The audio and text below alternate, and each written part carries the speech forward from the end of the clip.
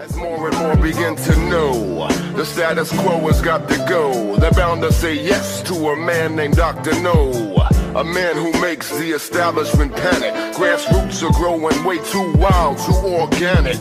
No, Janet, we cannot afford more wars. Bloomberg Intelligence recently released an analysis showing that a year of interest payments on the national debt now exceeds $1 trillion. This should have been a wake-up call to Congress and the Biden administration, but it was largely ignored. The political and financial elites' continued failure to acknowledge the dangers posed by ever-growing national debt is exemplified by Treasury Secretary Janet Yellen's comment that America can and must fund both the Ukraine war and the Israel war.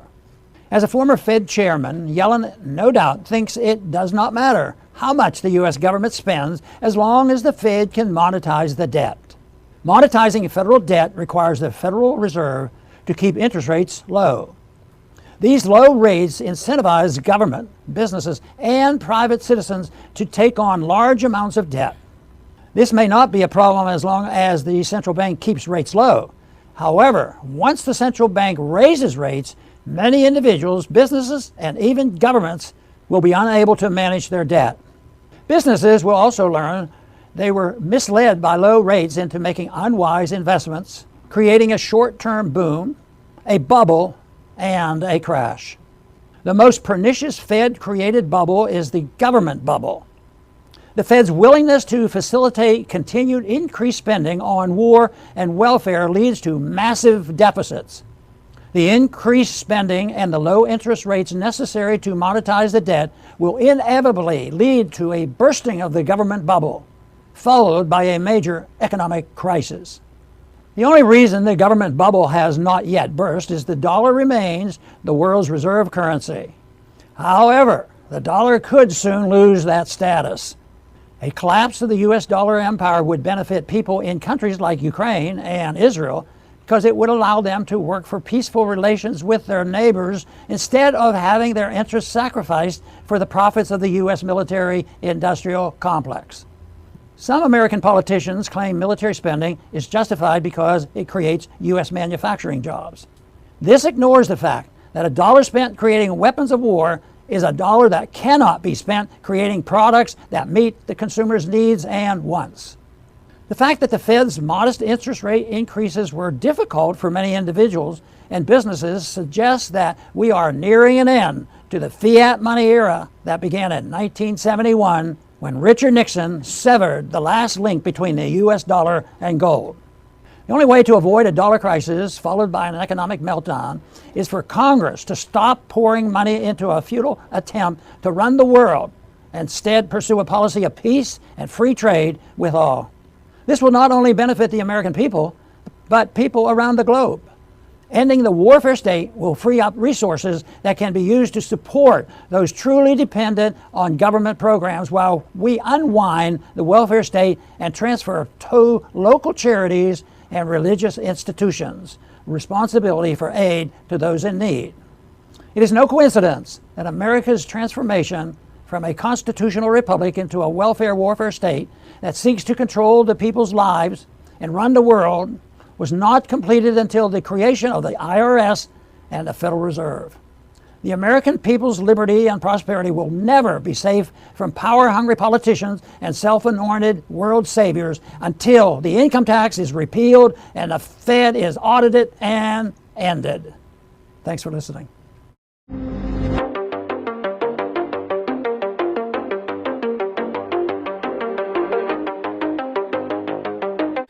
So Hamas's armed wing said on Monday that it discussed with Qatari mediators a deal to free up to 70 Israeli hostages in exchange for a 5-day ceasefire and the release of some Palestinian prisoners. So this is Abu Ubaida. He's a spokesman for the Al-Qasam's brigades, which is Hamas's armed wing. And he said, quote, "Last week, there was an effort from the Qatari brothers to release the enemy captives from women and children in return for the release of 200 Palestinian children and 75 women detained by the enemy. The truce should include a complete ceasefire and allow aid and humanitarian relief everywhere in the Gaza Strip," end quote. He also accused Israel of procrastinating and evading the price of the deal. So what was interesting is that later on Monday, David Ignatius of the Washington Post, who's considered very close to the CIA, he reported that Israel and Hamas are close to a hostage deal that would free most Israeli women and children. An Israeli official told him that the general outline of the deal is understood. It's not clear if it's going to include Israel releasing any Palestinian prisoners, but this official said that Israel is hoping that up to 100 people will be released from Gaza. So there has been these kind of back channel talks through Qatar, which is serving as a mediator. And that's one thing. William Burns, the director of the CIA, was recently in Doha, involved in these discussions about a potential hostage deal. That deal that he discussed apparently was for a 3-day ceasefire, although the U.S. doesn't want to call it a ceasefire, a 3-day pause in exchange for Hamas releasing between 10 and 15 hostages. So this is a much bigger hostage release that seems to be on the table here, because we're getting it from both sides here, that there's indication that they might actually be close to something, or at least it's being discussed. So far, though, Netanyahu has rejected deals like this. The Guardian reported last week that he rejected an earlier deal that would have involved a 5-day ceasefire in exchange for Hamas freeing children, women, the elderly, and sick people. It's not clear how many people they were talking in that potential deal. But that report said that Israel showed its rejection of the deal by launching its ground invasion of Gaza, which started on October 27th or October 28th. So Israel estimates that there are 240 Israelis being held in Gaza, most of them by Hamas, but also Palestinian Islamic Jihad is holding some people. And they were captured during the October 7th Hamas attack, which killed about 1,200 Israelis. Israel initially said 1,400 people were killed, but they brought the number down to 1,200. They said that they counted some bodies that turned out to be dead Hamas fighters in with the Israelis. So far, Hamas has released 4 people. They're claiming that some hostages were killed or are missing as a result of Israeli airstrikes, but that hasn't been confirmed. So we don't know, the exact number of people that they're holding. So a group of U.S.-based aid, advocacy, and religious groups sent a letter to Secretary of Defense Lloyd Austin urging the Pentagon to scrap plans to provide Israel with 155mm artillery rounds due to the massive civilian casualty rate in Israel's war on Gaza. So the Pentagon plans to give the Israeli military access to 155mm artillery shells that the U.S. actually has in a special stockpile that's located in Israel. This report, it's not clear. The U.S. could have already given them access to this. Israel could already be drawing from this stockpile. The Pentagon has not been transparent at all with the type of assistance they've been providing Israel since October 7th. But this stockpile that they have in Israel, the U.S. recently dipped into it to support the proxy war in Ukraine. And there was a recent report from Axios that said the U.S. was actually diverting 155mm artillery shells initially bound for Ukraine. They were diverting them to Israel to replenish this stockpile. So this letter reads, quote, "Under the current circumstances, granting the government of Israel access to these munitions would undermine the protection of civilians, respect for international humanitarian law, and the credibility of the Biden administration. Simply put, it is difficult to imagine a scenario in which high explosive 155mm artillery shells could be used in Gaza in compliance with international humanitarian law," end quote. So tens of thousands of Ukrainian soldiers have been trained across Europe for the war with Russia. And, this is based on a report from AP that said, it painted, as Kyle said, a pretty grim picture of what the future holds for these Ukrainians. And it quoted, officials, NATO, French military officials basically saying that, they're sending them off to their death. French trainers say they are careful not to get close to the Ukrainian cadets over fears that they will be killed on the frozen front lines. The AP report said that Ukrainian soldiers preparing for the deployment have resigned themselves to the grimness of the future. So pretty bleak stuff. And it just seems like, again, kind of another sign, just the way it's being reported and framed. It's not like they're doing this great thing by training these soldiers. It sounds like they're just sending them off to be killed or maimed in this brutal war that just seems more pointless by the day. The AstraZeneca vaccine caused a small group of individuals to suffer catastrophic injury and bereavement. To make this statement is not to dabble in anti-vaccine conspiracy theories, which, what do you mean by anti-vaccine conspiracy theory at this point? You have to describe what you mean as an anti-vaccine conspiracy theory. You're against it because of a conspiracy. This is a fact evidenced by the reports of clinicians, medical experts and coroners across the UK. Clinicians, medical experts and coroners, not crackpots, nut jobs and conspiracy theorists. For those who want to maintain a narrative that vaccines do no harm, the experience of the vaccine injured and bereaved constitutes an inconvenient truth. No, they should be shamed. I was told, the legacy media told me what to do with the anti-vaxxers. Shame them. Why don't we shame these bereaved people? That we can maybe shame them into silence. And anyone who tries to propagate these ideas will just find some reason they shouldn't be able to speak either. I'm sure we can come up with something. This is a truth that to date has been easier for the government and much of the media to ignore. By beginning a legal battle against AstraZeneca, the vaccine injured and bereaved can no longer be silenced. Damn! The Oxford AstraZeneca COVID-19 vaccine has been branded defective in a multi-million-pound landmark legal action that will suggest claims over its efficacy were vastly overstated. Not only were they vastly overstated, those claims were amplified by the media, and people that tried to challenge these vastly overstated claims were shamed and silenced, and still to this day, there are consequences for speaking out in this way. The pharmaceutical giant is being sued in the High Court in a test case by Jamie Scott, a father of two, who suffered a significant permanent brain injury that's left him unable to work as a result of a blood clot after receiving the jab in April 2021. A second claim is being brought by the widower and two young children of 35-year-old Alpa Taylor, who died after having the jab made by AstraZeneca, the UK-based pharmaceutical giant. It's interesting this man received the jab in April 2021 when it had been revealed that the AstraZeneca vaccine caused blood clots, but the WHO was still saying it was okay. If they want to introduce a global treaty that means they'll be able to mandate vaccines across the world and censor opposition to those measures, we should definitely all sign up to that right now and definitely not sign this petition in the link below that would prevent that mad treaty. The test cases could pave the way for as many as 80 damages claims worth an estimated $80 million over a new condition known as vaccine-induced immune thrombocytopenia. It's catchy, and thrombosis, VITT. That was identified by specialists in the wake of the AstraZeneca COVID-19 vaccine rollout. The vaccine, which was heralded at its launch by Boris Johnson as a triumph for British science, is no longer used in the UK. The government recommends 3 other vaccines for its autumn booster programme. Let's not ask any questions about those then. And the idea that it's like just Boris Johnson rather than a coordinated global event to which every political party signed up is ridiculous and convenient. What this is trying to suggest is, well, if you just get rid of Boris Johnson and AstraZeneca, there's the problem solved. It's not as if there was a global campaign to prevent you from thinking or saying or daring to believe anything else. In the months following the rollout, the potential serious side effect of the AstraZeneca jab was identified by scientists. Following this, it was recommended it no longer be given to the under 40s in the UK because the risk of receiving the jab outweighed the harm posed by COVID. AstraZeneca last night told The Telegraph that patient safety was its highest priority. Is it though, or is profit the highest priority? And is patient safety a sort of byproduct, an inadvertent consequence of the pursuit of this profit? Official figures from the Medicines and Healthcare Products Regulatory Agency, MHRA, show at least 81 deaths in the UK are suspected to have been linked to the adverse reaction that caused clotting in people who also had low blood platelets. Oh, comorbidities is okay now. In total, almost 1 in 5 people who suffered from the condition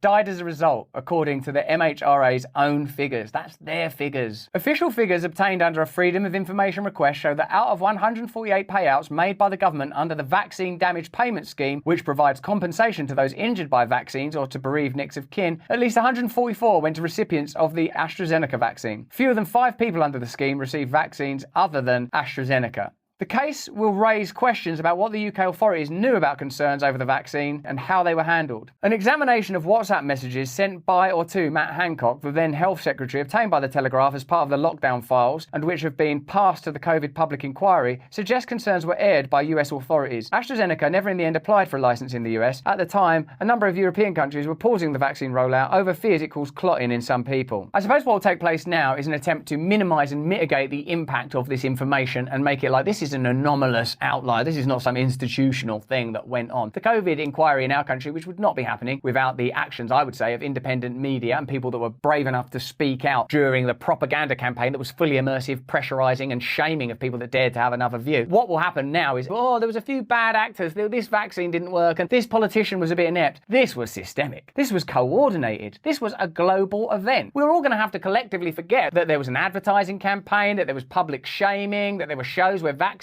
danced about on the TV, where almost everyone you know anecdotally would say, yeah, this thing happened to me, and I know this person that had this happen, and morticians contributing. Why would you need to censor and control the conversation unless there was something to suppress and control?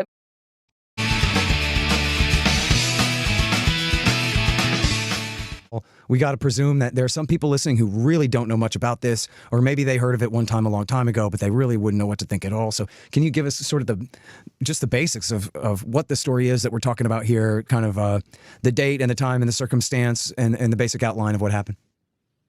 Yeah, sure. It happened in June of 1967, which was during the Six-Day War between Israel and Egypt. And what happened was the United States National Security Agency, the NSA, at the time had a number of spy ships. These were converted sort of transport ships that have been converted into signals intelligence ships, eavesdropping ships. And there was one that was sailing along the coast of Africa. It was called the USS Liberty. And when the Six-Day War broke out, or just before that, the NSA sent the Liberty to the Mediterranean to listen to what was happening during the war. So the Liberty sailed up through the Strait of Gibraltar, then it sailed up, and it sailed off of Sinai, which was one of the scenes of a number of the battles. And while it was there, it was just in international waters, which is beyond 12-mile limit, beyond 12 miles from the coastline. And so it was listening to the events that were taking place between Israel and Egypt in that part of the world. And because of extensive antennas and so forth, it was able to pick up a great deal of communications. So on June 7th, they were just doing their normal eavesdropping, and again in international waters. And all of a sudden, there was a surveillance by a number of Israeli reconnaissance planes. They flew over fairly low and apparently took pictures, at least saw what the ship was all about. And at the time, the ship said USS Liberty on the back. There were American sailors on the deck, and it was flying an American flag. It wasn't hard to identify it. It was listed in Jane's Fighting Ships, the standard book of naval ships that the Israelis, everybody has a copy of, and it lists the USS Liberty, basically a reconnaissance ship. And so after the surveillance by the planes, then a few hours later, there was this enormous attack. It began with fighter aircraft, and they came over and they shot up. First of all, they shot the small anti-aircraft machine guns they had on the deck. I think there were only two of them. So they took those out, and around the same time, they also took out all the communications. They shut out the antennas. So in that first attack, they made the ship silent, for one thing. And then second of all, they took out any kind of defensive armaments. And once they did that, then the ship was basically a sitting duck there. And later on, after the initial attack by the fighters, other fighters came in and they shot up the ship with cannon fire. They dropped napalm on the ship. They did everything possible to kill it, killing a lot of people, a lot of the sailors. And then finally, the Israeli Navy sent 3 torpedo boats, and they all sat targeting the Liberty as if it was just a sitting duck, which basically it was. And they fired 5 torpedoes at the Liberty, which certainly would have taken it to the bottom. Unfortunately for them, 4 of them missed, but unfortunately for the Liberty, 1 of them hit dead center, and that killed a total of 34 people altogether. And injured in the attack, there were over 190 people injured, and so it was an attack that went on for hours. And as the sailors were trying to get off and get into lifeboats, since the ship was listing and looked like it might sink, then the Israeli Navy started shooting up the rubber lifeboats. Eventually, the ship made it back to I think it was to Malta, where the dead were removed, the injured were taken care of, and the rest were flown back to Washington. The ship was eventually scrapped because it was too badly damaged, and the Captain McGonigal, received the Medal of Honor by President Johnson. But because the U.S. government wanted to pretty much cover this up, it was presented to him not at the White House by the president, but in a sort of a back room at the U.S. Navy headquarters by a Navy official. So the crew were told not to say anything about it, and ever since then, there's largely been a cover-up by the United States government. And the Israelis say, no, but Jim, what happened is every morning at 10, we wipe the board clean and start over and forget everything we knew. And that's actually what they really say in the IDF report. That's their standard procedure, is to wipe the board clean. And so they, of course, yes, they knew it was an American ship, but then they didn't. Do you buy that? No. They claim they're one of the world's best intelligence organizations, military organizations, and so forth. And no, I mean, I don't. There's a ship out there. They have surveillance flights over it. It's flying an American flag. What about the planes that followed afterwards, the fighter planes? I mean, the flag was still flying. The sailors were still dressed in American sailor uniforms, and the ship still said the USS Liberty. And they attacked it. So what, were the pilots wearing blindfolds or something? So no, I don't buy that. Well, you know what, though? Israel has an excuse for everything. Yeah. Just like most governments and most, if you go to the Pentagon and tell them that something bad happened, the first thing they're going to come out with some defensive explanation. Oh, that didn't really happen, or it happened because of this or that. So that's what governments do. It's called propaganda. You run your mouth and I run my business, brother. You tell everybody I'm busted. You talk so much you got me disgusted. But you run your mouth and I run my business, brother. A COVID-19 vaccine reckoning is coming for the DOJ over federal mandates. Dude, this was an interesting article from the New York Post. And while we're on medical topics, why not plug premierpharma.com? If you're out there, you got a doctor's office, you got an independent pharmacy, that kind of thing, you hit up premierpharma.com. You can start hooking up your patients with cheaper generic drugs. All right, article from the New York Post.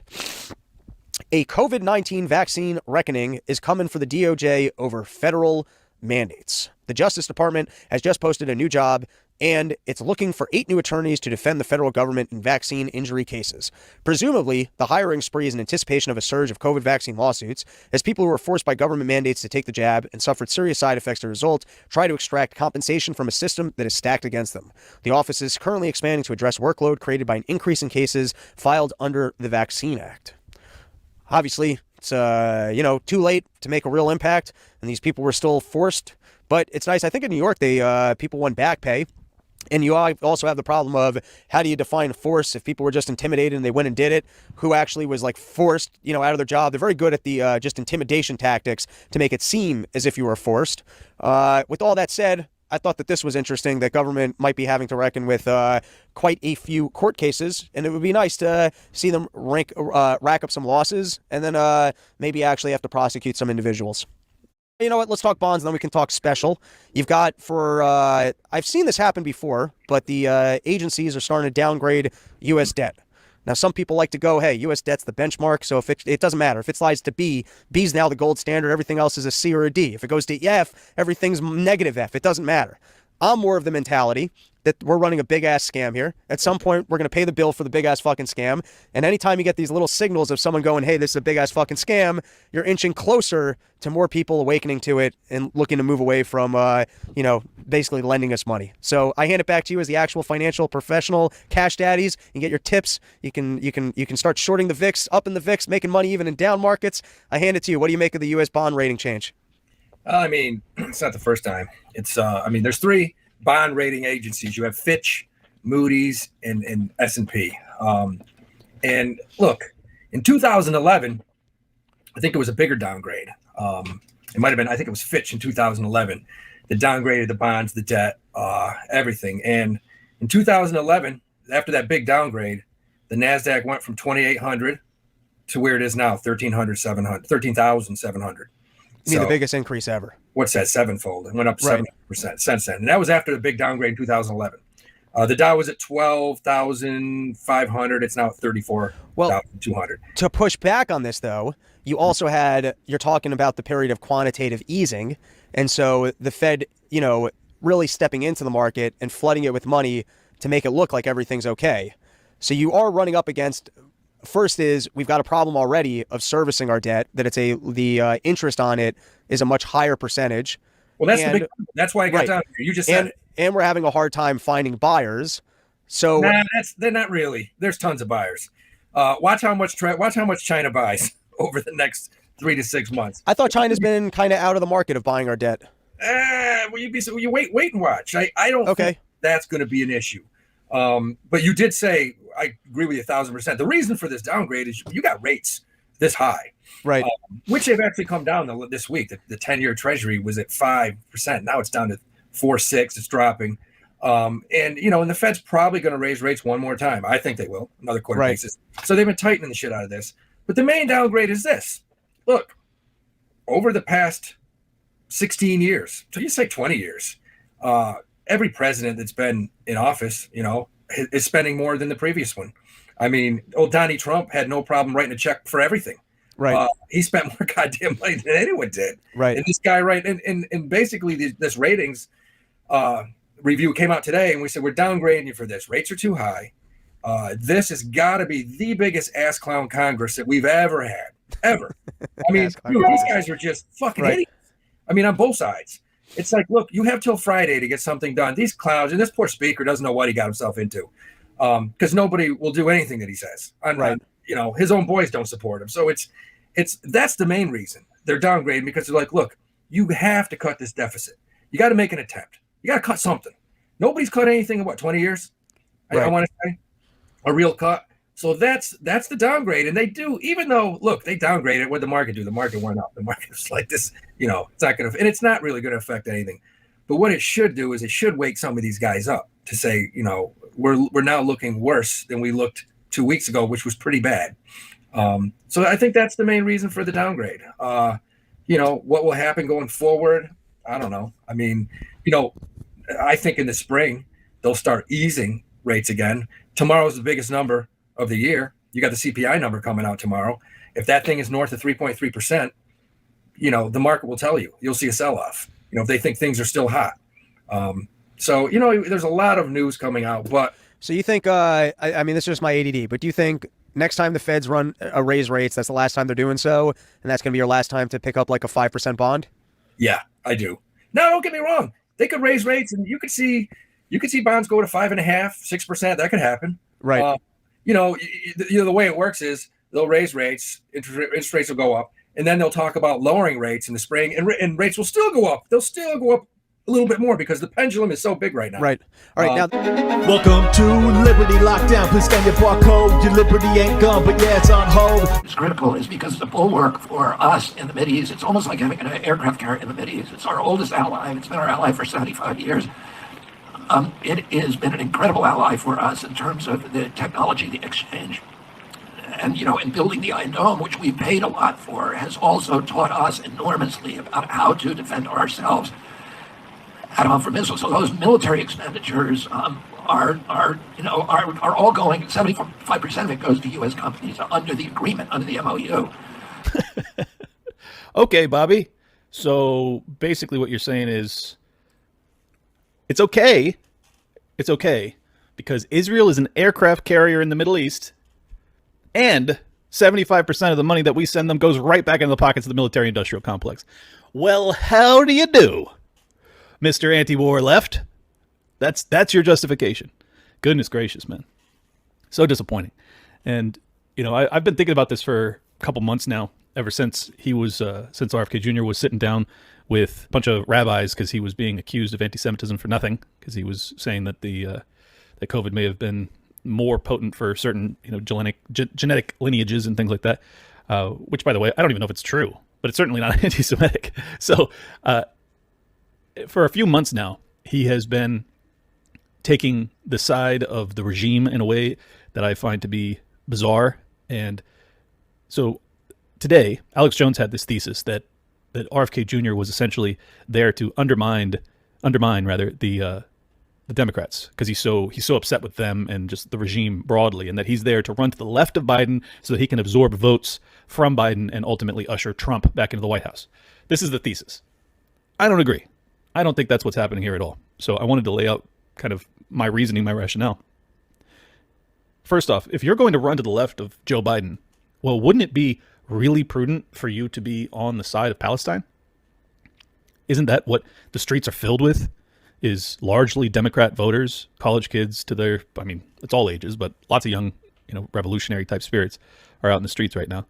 And you're telling me that he's there to steal votes from Biden by running to the left of Biden, but yet he's about as pro-Israel as it gets. I don't think so. I don't think that math checks out. I don't. I also don't understand why a guy who has been, I mean, he really made his name over the past year or 6 months or whatever it was since he announced by telling the truth, as best as I can tell, about what happened to his father and his uncle, JFK and RFK, and who was responsible, CIA, FBI, Mafia, whoever else participated. It doesn't add up to me that a guy who thinks that his, basically his entire family has been threatened, some of them have been murdered by the CIA and the FBI, by his own beliefs, would put his daughter-in-law as his campaign manager, replace Dennis Kucinich, who's actually a good anti-war Democrat for the most part, and put in a former CIA agent as his campaign manager. What? Look, I know it's one thing to keep family close, but wouldn't that kind of be a non-starter? If you genuinely believe that the CIA is responsible for these things, why would you have anyone that is in any way connected to that organization run your campaign? Run it. What? Why would you be on the side of Israel, given that you have to know that the Mossad functions very similarly to the CIA? Well, my suspicion, and it's a strong one, unfounded as it may be, is that there's some sort of compromise here. Compromise being held over him. He's compromised, is what I'm saying. That's my suspicion. Can I prove it? No. Am I right? Probably. I'm probably right. Because it just doesn't make any sense to me for, this renegade anti-war leftist, which is, a dying breed, to put it mildly. He's allegedly out there to steal votes from Joe Biden, running to the left of Joe Biden, but yet he is standing arm in arm with Israel as they blow up 5,000 kids over the past month. Doesn't add up. If you're anti-war, why are you concerned with Israel being an aircraft carrier? Why? Why do we need an aircraft carrier in the Middle East if you're actually anti-war? Odd, right? If you're opposed to the military-industrial complex, as your dad and uncle allegedly were, why would you discount the fact that billions and billions of dollars are sent to Israel that are then funneled back into military-industrial complex contractors' pockets? How would that be a positive? How is that good at all? Why should I feel as if that money's better spent just because it's being funneled back to some of the worst corporations on earth in human history? Why is that a positive? Why is it a positive that I'm being robbed for them to become more wealthy and more innocent people to die? What kind of an anti-war leftist position is that to hold? Strange. It's a strange one is the answer. Maybe he's just unprincipled. Sure, maybe. I don't know. But all of these line up and have me asking real questions as to who this guy is and why he's up there. Now, I've been very positive about him because I thought he was great on COVID, and I thought he was great in shedding light on what the CIA and the FBI might really be about. And I was very hopeful that he's the real deal. And I'm still hopeful that he's the real deal. But what is this? What is this? What are these policy positions? So you can argue the anti-war, non-interventionist blowback position when it comes to Russia invading Ukraine, and you do it well. But you can't wrap your head around the true history between Israel and Palestine? You can't even give an effort in understanding that? Or are your incentives stacked up to make sure that you take the other position? Because that's what it looks like to me.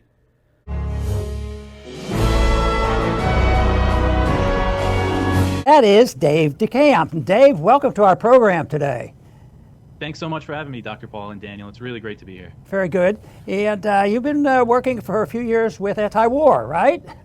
That's right. I've been in the role that I fill now as the news editor. I started doing that full time in 2020. I first started sending them submissions in about 2018 and 2019, and got along with them, Eric Garrison, Scott Horton, really well. And it was a good working relationship, and I was lucky enough to be able to do it full time. Yes, I want you to tell me what former education you had, what university you went to. But as you tell us about that, I'm interested also in, did you have a special professor or anybody teach you that led you into thinking maybe freedom is a big issue and maybe I ought to look into it? So I actually went to college in the Bronx. I went to SUNY Maritime College, which was a school where you go and you get your merchant mariner's license to work on ships.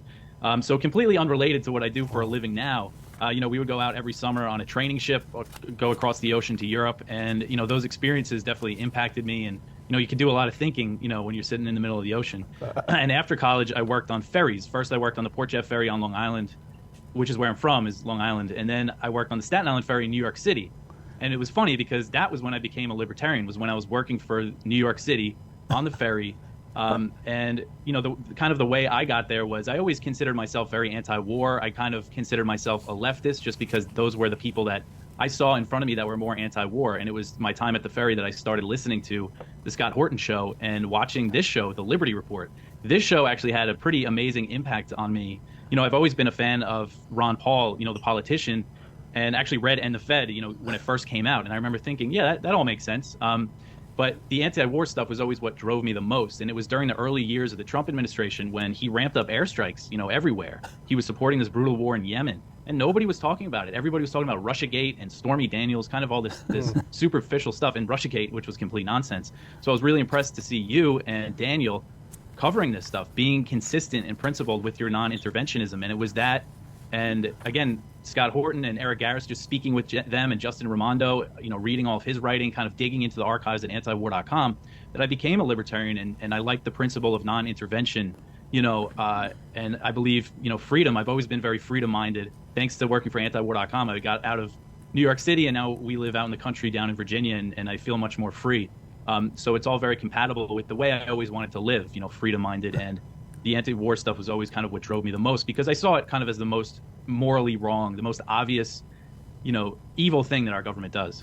If you're sitting there in India or in the so-called global south anywhere, and you see this hypocrisy in Western institutions that are primarily funded by the U.S., not particularly the ICC, but certainly the UN funded by the U.S., and so hypocritical, so incapable of an even-handed approach, I mean, it's something really to behold. I don't know if you have those same impressions. Yeah, well, I think the hypocrisy, you know, to a lot of these countries, you know, that they call the global south, or whatever you want to call it, global majority, some people call it. Yeah. You know, I think during the Ukraine war, to them, to a lot of people in Africa, it was already hypocritical of the U.S. to be going out there and lecturing Russia. But since this Gaza war, I mean, it's become even more apparent to much more people now. I mean, you had Blinken and Sullivan coming out and you know, talking about the rules-based international order. And now that they're backing this war that's killing so many children, thousands and thousands of children, they come out. You had the White House, the National Security Council spokesman, John Kirby, I know you covered this, coming out and saying, yeah, many, many thousands of innocents have been killed in this war. You know, it is what it is. It happens, yeah. And this guy, John Kirby, what really gets me about him, there was a press conference when he was, I think, at the Pentagon talking about Russia's war, talking about some civilians that were killed, and he got like choked up. He started crying. Yeah. And there was another interview right after the Hamas attack talking about Israeli civilians that were killed. He started crying. Turn I think on it was the tears, CNN. baby. And then he comes out and he says, yeah, they're killing thousands of innocent people. Lots of children are being killed. That, you know, that it is what it is. Yeah. Sick. So you see that, and it's just so, you know, it really lays bare the hypocrisy for many more people to see, I think. Yeah. Dave, I want to ask the question about how people treat you. You go out and you're challenging the status quo, and I have a little bit of an experience with that and how people respond to what we're saying. And generally speaking, can you say, is there a special way the people who don't like what you're saying, what's the matter with you, and they want to get to you, is there something that they use more often than another to try to put you down or argue against you? What is the most common thing that they try to make you look like you're believing in, but you really don't? Well, the very common smear is that, you know, if I'm talking about Ukraine and why the U.S. shouldn't be involved, that means I'm pro-Putin, pro-Russia. I try to focus a lot on China. People call me, you know, an apologist for the Chinese government, say I'm pro-China and that I hate America. Why don't you just go move to China? And now, of course, it's that I'm pro-Hamas. You know, that's always the smear. It was the smear during the Iraq war protests. You were pro-Saddam. But looking back, you know, those people that protested against the war, like you, were vindicated. The people that were against it were vindicated. And, you know, so they could throw all these smears at me, but I just know it's not true. And especially from my perspective, you know, again, since I become more of a libertarian, and, you know, I'm talking about these issues kind of from the context of what would benefit us, what would benefit Americans. We would be much better off if we didn't have this world empire. So, you know, to call me, it's just kind of laughable to say that I'm pro-Hamas, that somehow I'm working for Hamas or working for China or working for Russia, when it's clear that, you know, I care about this country. That's why I live here. I have kids, you know. I'm very serious about this. This isn't, I used to be, you know, years ago, I used to be kind of more, again, just kind of anti-American, maybe, just but now it's really changed for me, that I am, especially since I've had kids, and, you know, I really do care about the future of this country, and I do love this country. So to say that I'm doing this on behalf of any foreign power is just completely ridiculous. That's one thing that libertarianism helps you with. You say, well, yeah, I love my country, but I hate the government.